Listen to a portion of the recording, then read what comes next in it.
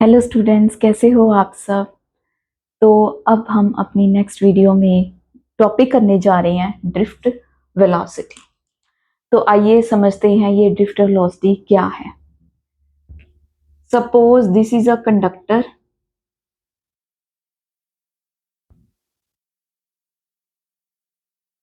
और आपको पता है बच्चों कि कंडक्टर के अंदर क्या होते हैं, many number of free electrons. इस कंडक्टर के अंदर क्या है, many number of free electrons, right. ये इलेक्ट्रॉन्स जो हैं they are doing random motion. These electrons are doing random motion.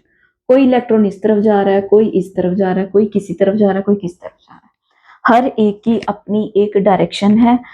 Each and every electron is doing random motion. अब ये रैंडम मोशन क्यों कर रही हैं? Due to the thermal energy. और ये थर्मल एनर्जी इनको कहाँ से मिल रही है? रूम टेम्परेचर से। रूम टेम्परेचर से। Due to the room temperature the electrons get thermal energy and they starts moving in random manner inside the conductor.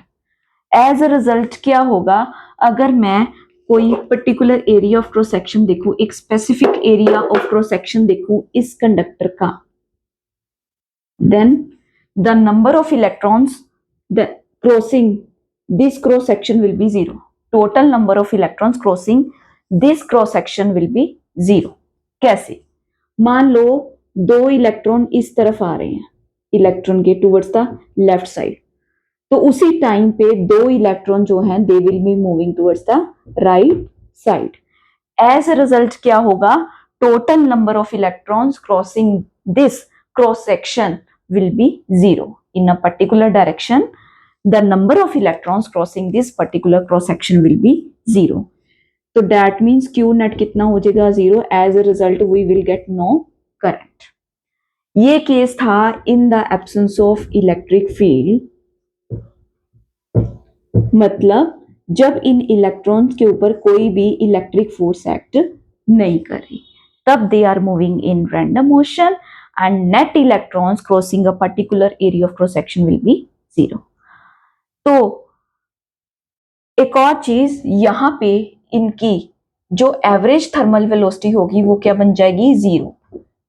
देखो अगर एक इलेक्ट्रॉन इधर जा रहा है u1 वेलोसिटी से, दूसरा इलेक्ट्रॉन भी इस तरफ जा रहा है u2 वेलोसिटी से, तीसरा इलेक्ट्रॉन इधर जा रहा है u3 वेलोसिटी से, चौथा जा रहा है इसी डायरेक्शन में u4 वेलोसिटी से, तो ओवरऑल क्या होगा? एवरेज थर्मल वेलोसिटी क्या हो जाएगी? जीरो हो जाएगी। The average thermal velocity will be zero crossing this particular area of cross section, right? Where u1 is the thermal velocity of first electron, u2 is the thermal velocity of second electron, u3 is the thermal velocity of third electron, and so on. The average thermal velocity of the system of all electrons will be zero. Right. अब next क्या होगा, अगर हम इन electrons पे electric force apply कर दें, मतलब इस कंडक्टर के अक्रॉस हम क्या लगा देंगे? एक बैटरी लगा देंगे। अब इसी कंडक्टर के अक्रॉस हमने लगा दी है एक बैटरी।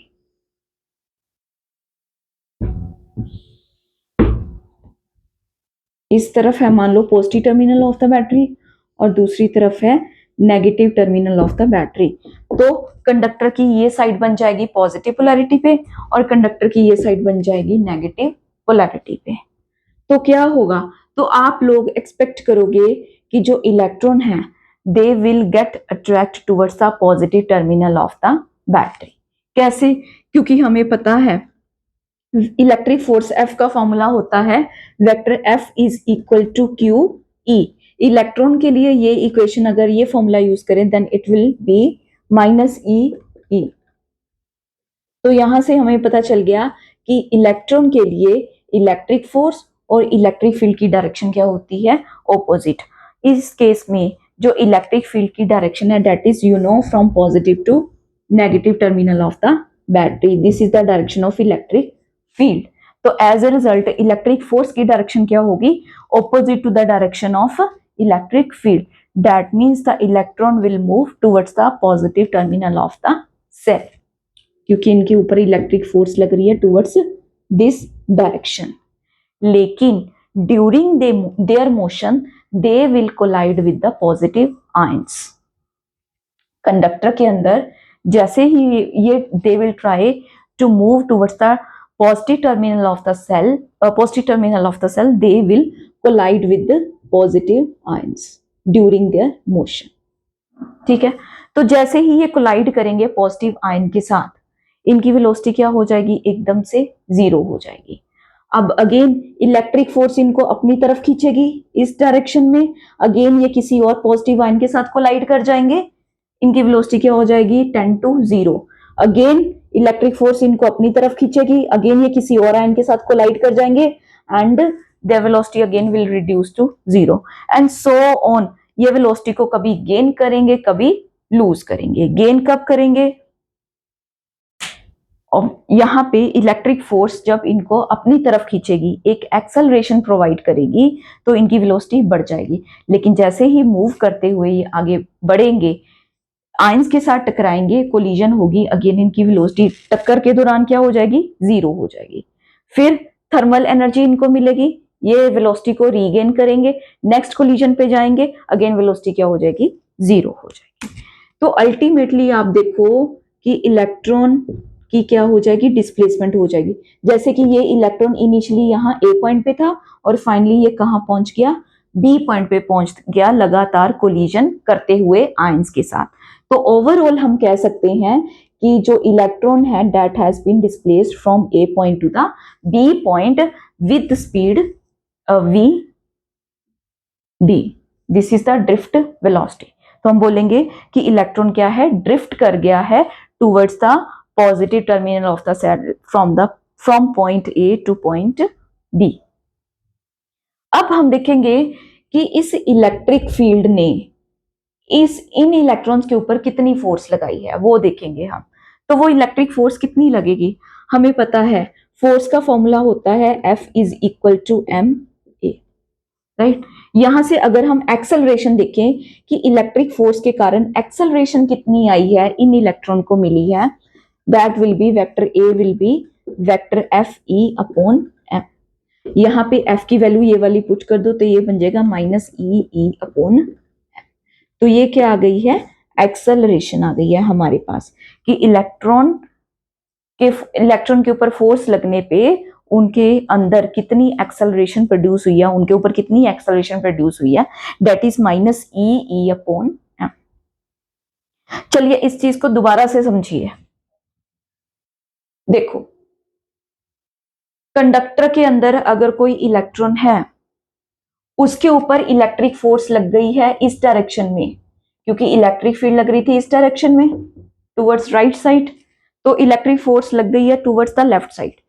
ये इधर जाने की कोशिश करेगा, लेकिन जैसे ही ये इधर जाने की कोशिश करेगा, इसकी कोलिजन होगी किसी और आयन के साथ, आयन के साथ टकराएगा।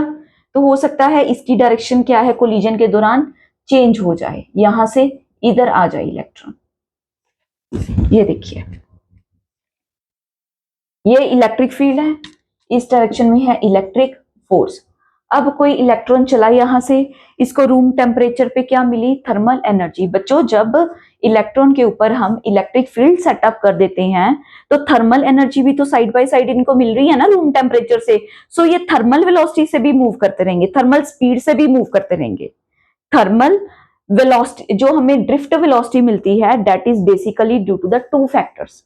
एक तो कि उनके ऊपर बाहर से थर्मल एनर्जी लग रही है due to the room temperature, जिसकी वजह से वो थर्मल स्पीड से मूव कर रहे हैं, और दूसरा ये जो positive terminal of the cell है that is attracting electron towards its towards this side, right.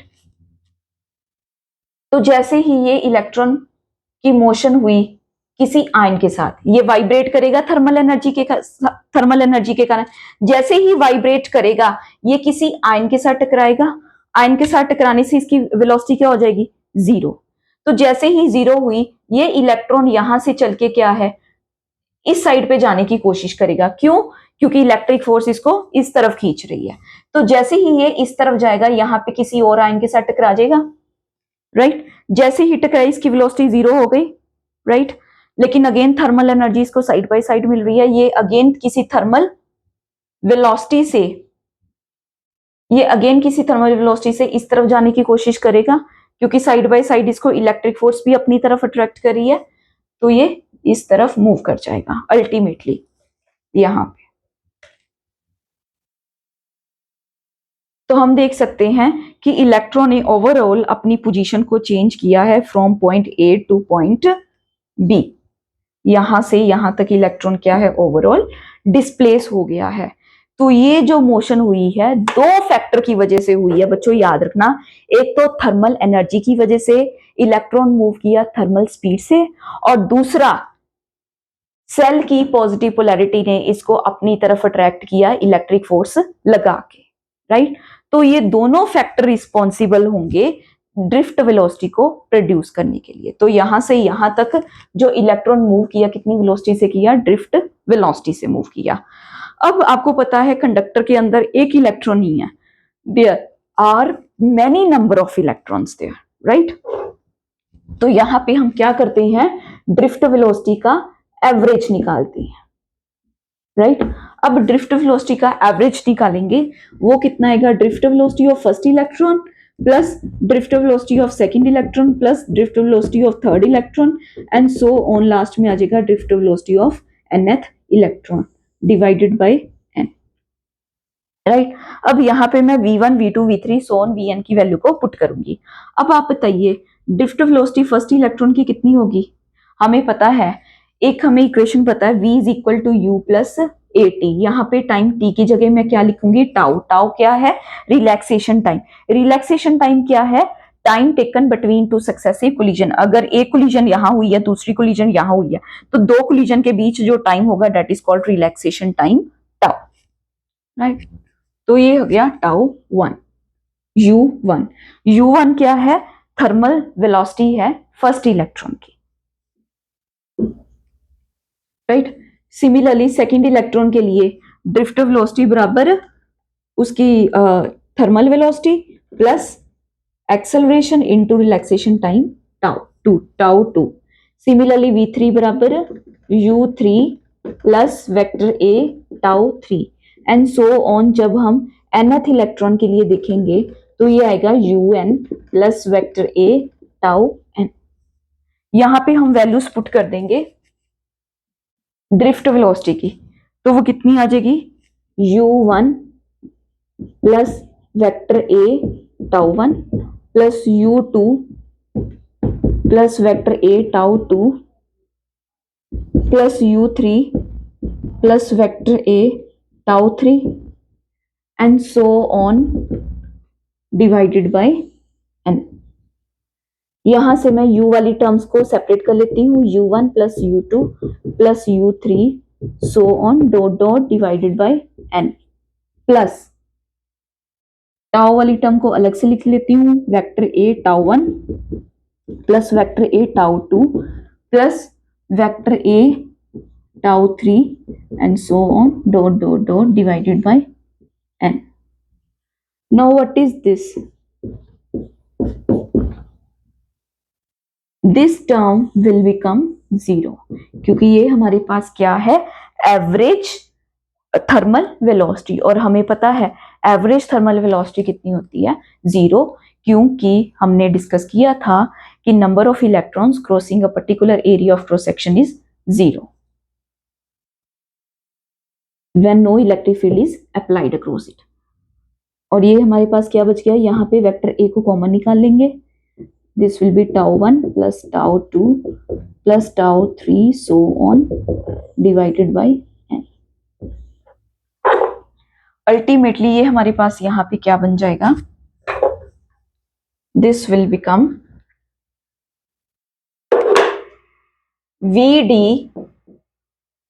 average is equal to vector a tau average। मैंने क्या किया है, tau 1 plus tau 2 plus tau 3 so on divided by n को tau average लिख लिया। ये क्या मेरे पास आया है, एवरेज रिलैक्सेशन टाइम। यहाँ पे वेक्टर a की वैल्यू को पुट कर देते हैं, that is minus e vector e upon m into tau average. तो ये मेरे पास क्या आ गई है, average drift velocity minus e tau upon, ठीक है। तो आप इस वीडियो को अच्छे से समझिए, देखिए, और अगर कोई डाउट है तो आप अगेन पूछ सकते हैं, राइट। Thank you.